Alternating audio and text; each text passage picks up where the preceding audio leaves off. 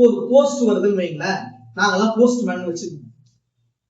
மேல் இடத்துல இருந்து உங்களுக்கு ஒரு போஸ்ட் வருது, எதை மேன்மையா பாப்பீங்க? போஸ்ட் வருது பாத்தீங்களா, அதெல்லாம் நீங்க வந்து மேன்மையா பாப்பீங்க. இந்த போஸ்ட் மேன் என்ன பண்ணுவார், உங்களுக்கு கொடுக்க வேண்டியதான் அவருடைய வேலை. அந்த போஸ்ட் அப்படின்றதுதான் முக்கியம். ஆண்டவராக இயேசு கிறிஸ்து தான் அந்த போஸ்ட் உங்களுக்கு அங்க இருந்து அமுச்சு விடுறவரு. நாங்க எல்லாமே போஸ்ட் மேன் தான், கொடுத்துட்டு போக வேண்டியதுதான் கடமை. ஆனா உங்களுக்கு கொடுக்கப்பட்ட வார்த்தை இருக்கு பாத்தீங்களா, உங்களை விட்டு நீங்காது.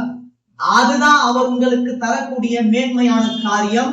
அதுல தெல்ல தெளிவா இன்று எழுதியிருக்காரு, என்னன்னா ஆபத்து வந்தாலும் உங்களை காப்பாற்றுவேன், தண்ணீர் பாய்ச்சுவேன். இந்த வார்த்தையை ஒரு போஸ்ட்மேனா சொல்லிட்டேன்னா சாம நம்பாதீங்க, தேவனை நம்ப. சொல்ல வேண்டியதான் உள்ளபடிதான் நான் சொல்றேன்.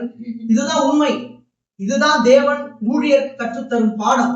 போஸ்ட்மேனா நீங்கள் தேவனால் தண்ணீர் பாய்ச்சப்பட்ட ஜனங்களா இருப்பீர்கள் அப்படின்ற வார்த்தை பரலோகத்திலிருந்து எனக்கு வந்தது.